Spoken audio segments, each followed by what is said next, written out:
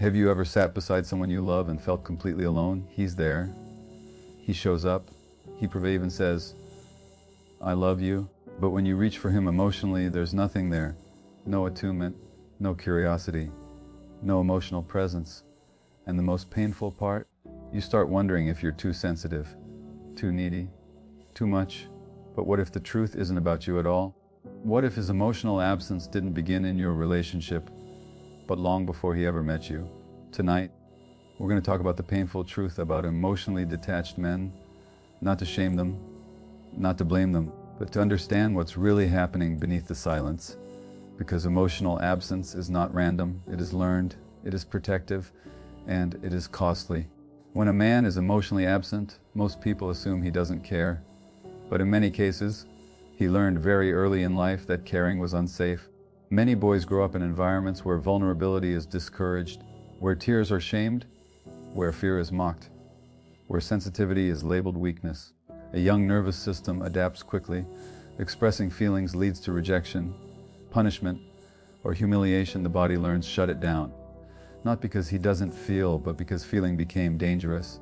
By the time he becomes an adult, that shutdown feels like personality. It feels normal, it feels strong, but it is actually a protective strategy. Emotional detachment is not the absence of emotion. It is the suppression of it. And suppression comes at a cost. In relationships, emotional presence is oxygen. It is not about dramatic displays or constant talking. It is about attunement, the ability to notice, to respond, to stay connected when feelings arise. When one partner cannot tolerate emotional intensity, sadness, fear, vulnerability, they often withdraw. They intellectualize, they fix, they change the subject, they become irritated, or they go silent, not because they don't love you, but because your emotions activate their own unresolved discomfort. Your tears may unconsciously remind him of his own buried pain. Your need for closeness may trigger memories of dependency that once felt humiliating or unsafe, so he retreats. And here is the tragic part. The more you reach for connection, the more he feels pressured. The more he withdraws, the more alone you feel. The more alone you feel, the louder your nervous system protests. What begins as distance turns into a cycle. You feel unseen. He feels overwhelmed. You ask for more. He shuts down further. Eventually, you may start silencing yourself to keep the peace. You stop sharing. You minimize your needs. You become low maintenance. You tell yourself you should be grateful. But loneliness inside a relationship is one of the most painful forms of isolation because it invalidates your reality. You begin to question your own perception. Maybe I'm too emotional. Maybe this is just how men are. Maybe love isn't supposed to feel connected. But emotional connection is not a luxury. It is a biological need. Human beings are wired for attunement. Our nervous systems regulate through connection. Without emotional reciprocity, the body stays in a subtle state of distress. Now here's the deeper truth. An emotionally detached man is often disconnected from himself first. He may not know what he feels. He may not have language for it. He may have built his identity around competence, productivity, logic, or strength because those were rewarded. But intimacy requires something different. It requires the courage to feel. It requires tolerating vulnerability without collapsing into shame. It requires staying present when emotions arise, not escaping them. And that is not something most men were taught. Understanding this does not mean tolerating neglect. Compassion is not the same as self-abandonment. You can understand someone's wounds and still acknowledge that you need emotional presence. You can recognize his history without erasing your own pain. The question is not simply, why is he like this? The question is he willing to become aware? Because healing requires willingness. No partner can force another person into emotional growth. They must choose it. Emotional availability is not about personality type. It is about emotional safety within oneself. Until he can sit with his own vulnerability, he cannot truly sit with yours. And until you stop shrinking your needs, you cannot experience real intimacy. Love without emotional presence feels like hunger without nourishment. And no one deserves to starve in silence. Let's talk about some important things in which, first of all, the main thing is that emotional detachment is learned protection. Emotional detachment rarely begins in adulthood. It begins in a child who needed connection and discovered, consciously or unconsciously, That connection came with a cost. A little boy does not arrive in the world emotionally closed. He arrives sensitive. He arrives wired for closeness. His nervous system is exquisitely attuned to the faces, tones, and moods of the adults around him. He feels deeply. He cries easily. He longs for comfort. He reaches, and then something happens. Maybe he is told to be strong. Maybe his tears are met with irritation instead of reassurance. Maybe fear is mocked. Maybe sadness is ignored. Maybe anger is the only emotion that receives permission. The message does not have to be cruel to be powerful. It only has to be consistent. When vulnerability leads to embarrassment, punishment, dismissal, or emotional abandonment, the child's body learns a survival lesson. Feeling openly is dangerous. The nervous system adapts, not because the child is weak, but because he is brilliant. Children are not concerned with authenticity. They are concerned with attachment. If being soft threatens belonging, they will harden. If expressing need threatens connection, they will silence their needs. If sensitivity leads to shame, they will numb it. This is not a character flaw. It is a protective strategy. Over time, what began as protection becomes identity. The boy grows into a man who believes he is not emotional. He believes he is logical, practical, stoic, independent. He may even take pride in it. But what we often call emotional strength is sometimes emotional suppression. Detachment is not the absence of feeling. It is the disconnection from feeling. And disconnection is not indifference. It is adaptation. Many men were not taught how to sit with vulnerability, their own or someone else's.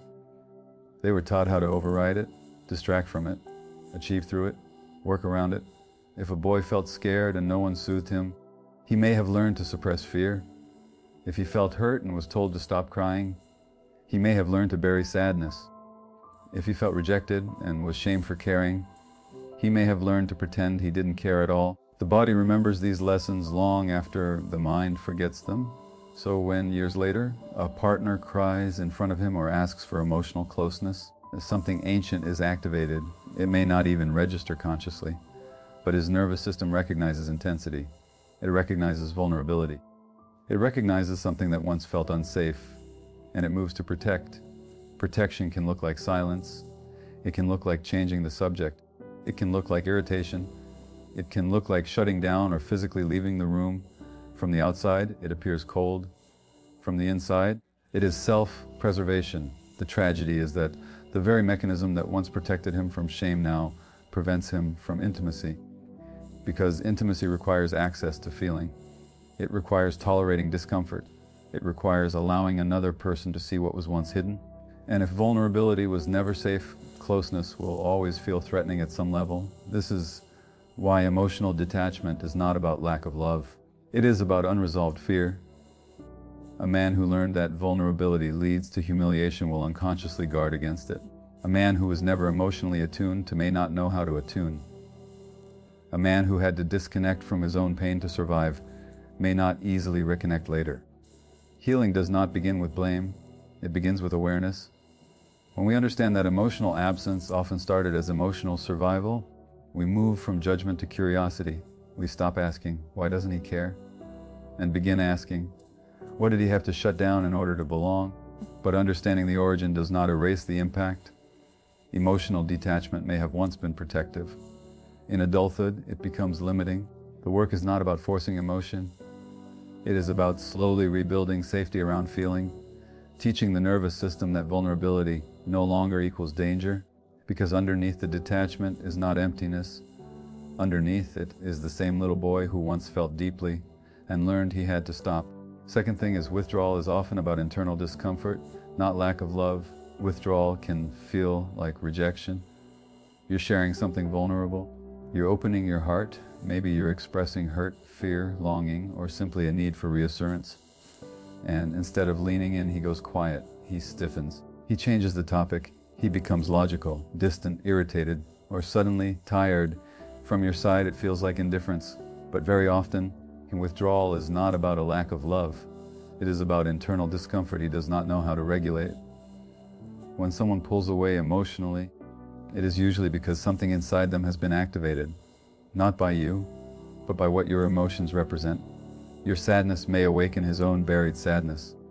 Your fear may stir up his forgotten fear. Your need for closeness may touch a memory of dependency that once felt unsafe or humiliating.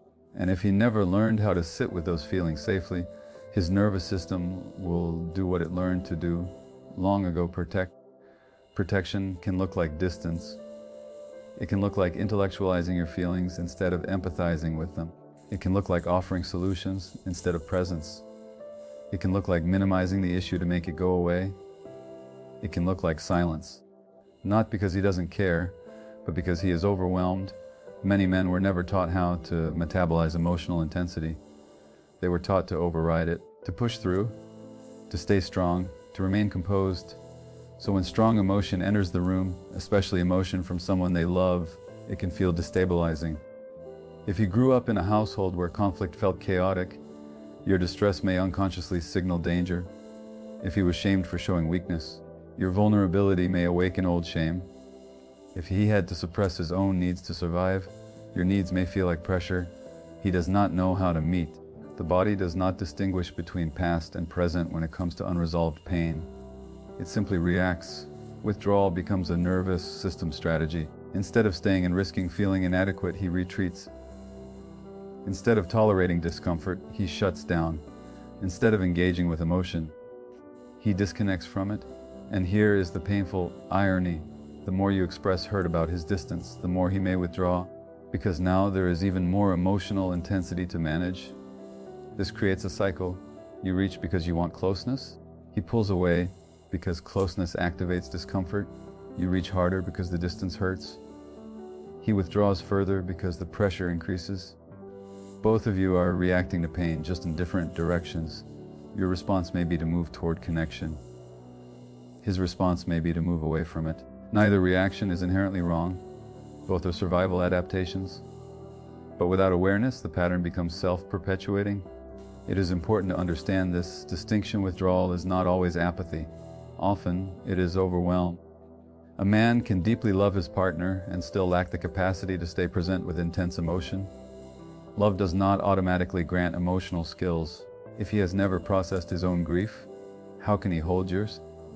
If he never learned to name his feelings, how can he respond to yours with clarity? If he learned that strong emotions lead to chaos, how can he stay steady when they arise? The issue is not necessarily the absence of feeling. It is the absence of emotional safety within himself. Until someone feels safe experiencing their own vulnerability, another person's vulnerability will feel threatening. This does not mean you must tolerate neglect or chronic emotional absence. Understanding the root is not the same as excusing the behavior, but when we see withdrawal as an attempt to regulate internal discomfort rather than proof of lovelessness, the narrative shifts. Instead of, he doesn't care, the deeper question becomes, what happens inside him when emotions rise? And even more importantly, is he willing to look at it? Because growth begins when someone recognizes that their withdrawal is not protecting them anymore, it is isolating them. True intimacy requires the courage to remain present when discomfort arises. It requires learning that emotion is not an attack, it is not weakness, it is not chaos, it is simply information. Until that lesson is learned, withdrawal will continue to feel safer than connection, even in relationships where love is real. And that is one of the quiet tragedies of emotional detachment. Two people can care deeply for each other and still remain profoundly disconnected, not because love is absent, but because unresolved pain is still in charge. And when loneliness in a relationship is a nervous system signal, loneliness inside a relationship is one of the most confusing pains a person can experience. You're not physically alone. There is someone beside you. You share a home, a bed, a life, and yet something inside you feels unheld.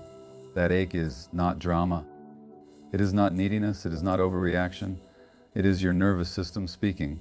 Human beings are biologically wired for connection. From the moment we are born, our survival depends on attunement, on someone noticing our distress, responding to it, regulating us through presence. A baby cannot calm itself alone. It borrows calm from a caregiver's nervous system. That is how we are built. This need does not disappear in adulthood, it evolves. We may become more independent, more capable, more self-sufficient, but the underlying wiring remains. We still regulate through connection. We still soften when someone understands us. We still relax when we feel seen. Emotional reciprocity The experience of expressing something and having it met is not indulgence, it is nourishment. When you share fear and someone responds with steadiness, your body settles.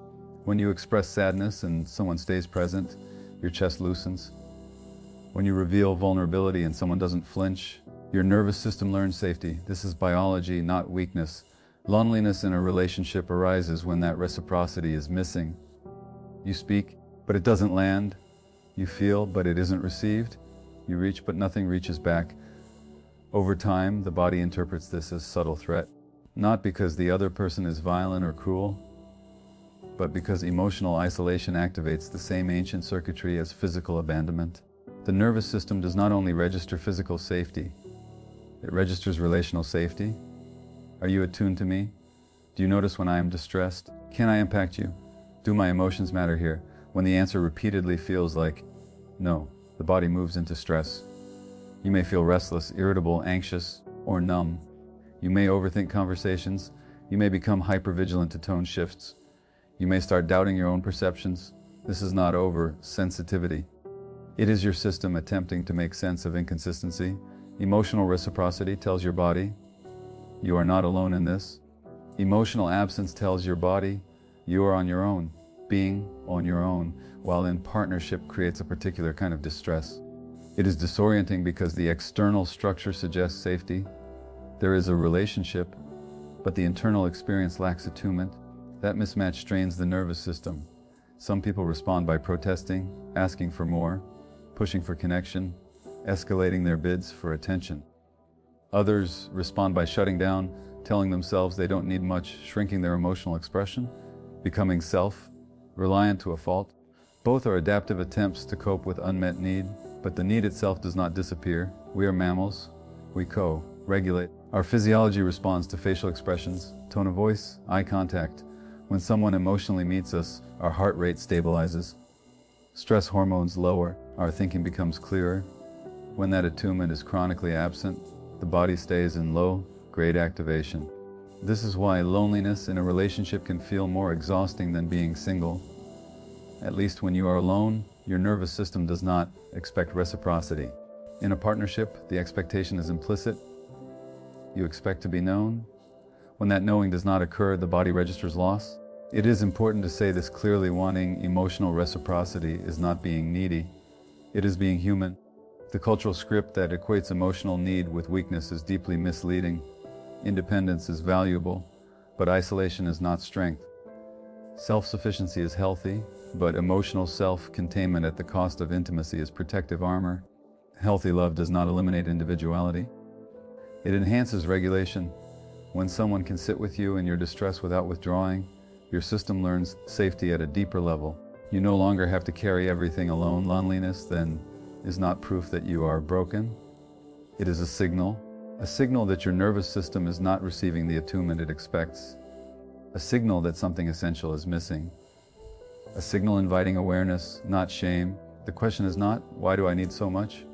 The question is, what happens in my body when I am not emotionally met? And perhaps even more gently, am I allowed to honor that signal? Because ignoring chronic loneliness does not make you stronger. It teaches your body that its needs are irrelevant. And over time, that kind of self-abandonment becomes far more painful than the original distance. Emotional reciprocity is not luxury. It is relational oxygen. Without it, something inside begins to suffocate quietly, and your nervous system in its wisdom will keep reminding you not to punish you, but to guide you back toward connection that feels alive, responsive, and safe. In last, I would say that understanding someone's wounds does not require self-abandonment.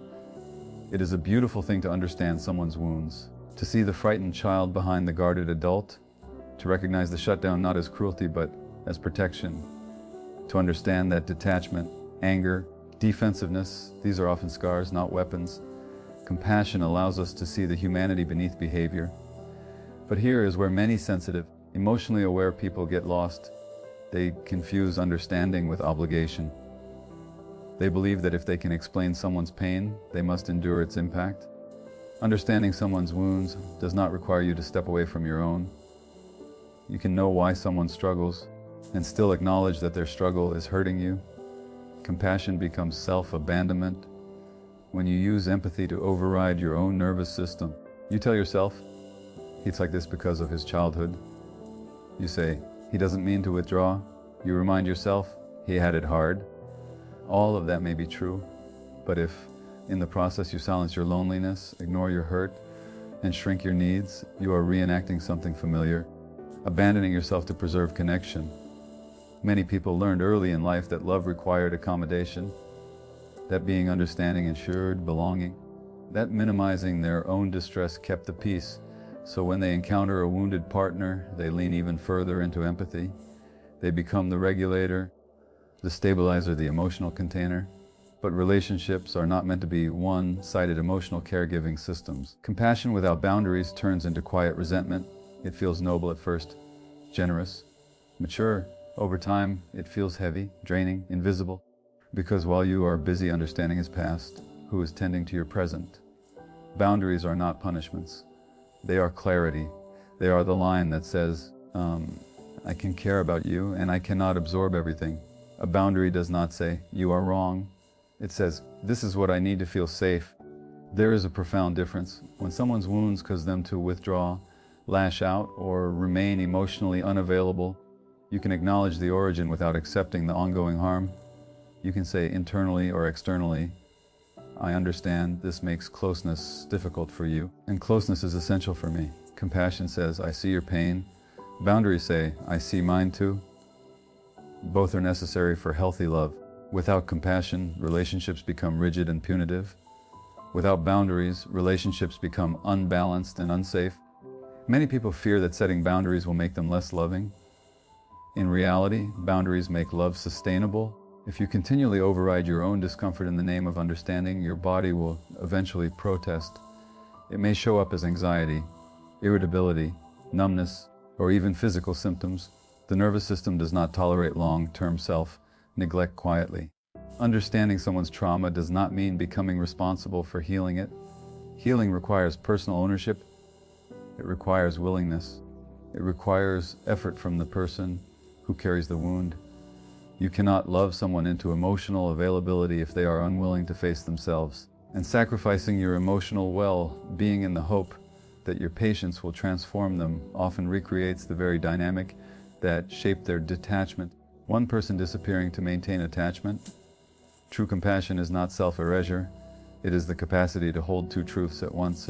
I understand why you struggle, and I will not ignore what this costs me. When compassion and boundaries coexist, something powerful happens. You stop trying to rescue.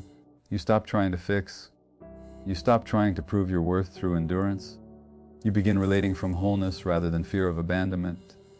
This does not mean becoming cold. It means becoming clear about what you need, clear about what you will tolerate, clear about the difference between empathy and self-sacrifice. The deepest form of love is not limitless tolerance.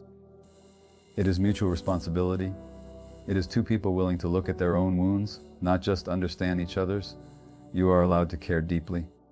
You are allowed to be patient. You are allowed to recognize someone's history.